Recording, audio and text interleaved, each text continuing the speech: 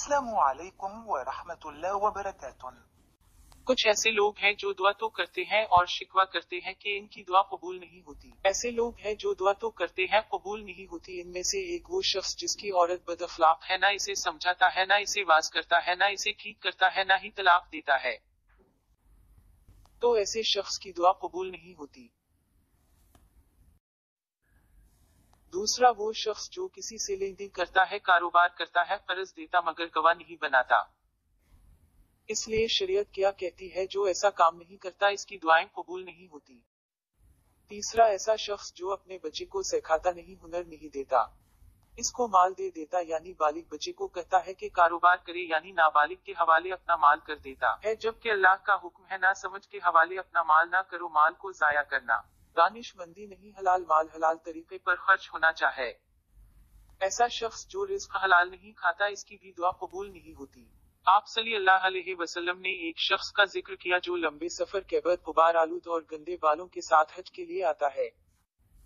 दोनों हाथ आसमान की तरफ फैलाकर दुआ करता है, ए मेरे रब, ए मेरे रब। और हाल ये है कि इसका खाना पीना पहनना सब हराम माल से है, हराम माल से ही परवरिश किया गया है।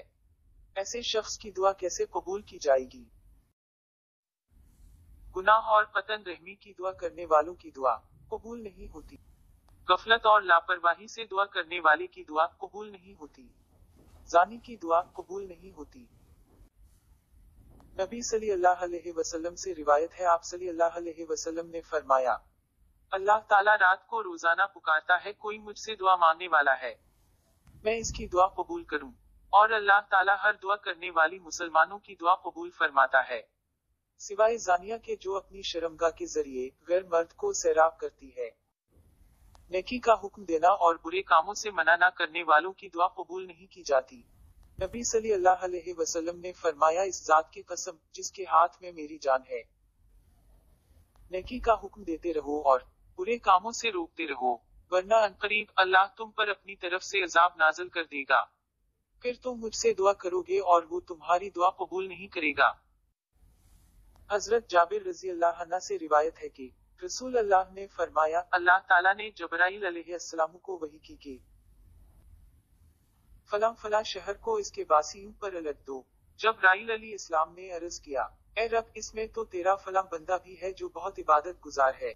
हुजूर ने फरमाया, इस पर अल्लाह ताला ने फरमाया कि उल्टो इस बस्ती को पहले इस पर और फिर दूसरों पर, यानी अजाब का आगाज इससे करो, इसलिए कि इसके चेहरे का रंग एक लम्हे के लिए भी मेरी गैरत की वजह से नहीं बदला, जोश में नहीं आया, यानी इसके सामने मेरे अहकाम पामाल होते रहे, शरीयत की धज्जियां बिखरती रही और ये अपनी जाती परहेजगारी को संभाल कर जिक्र ज़कार, नवाफिल और मुराक़बों में मसरूफ रहा। ये दूसरों से बढ़कर मुजरिम है।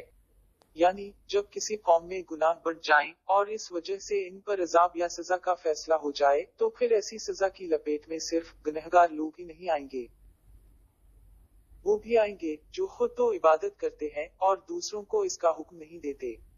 जो लोग अपनी इस्तिताअत के मुताबिक आखिरी वक्त तक अमर बिल मरूफ और नही अनिल मुनकर का फरीजा अदा करते रहेंगे, अल्लाह ताला अपनी रहमत से इन्हें बचा लेगा। अल्लाह ताला हम सब की दुआओं को अपनी बारगाह रहमत में कबूल मंजूर फरमाए। आमीन सुमा आमीन। जज़ाकल्लाह खैर।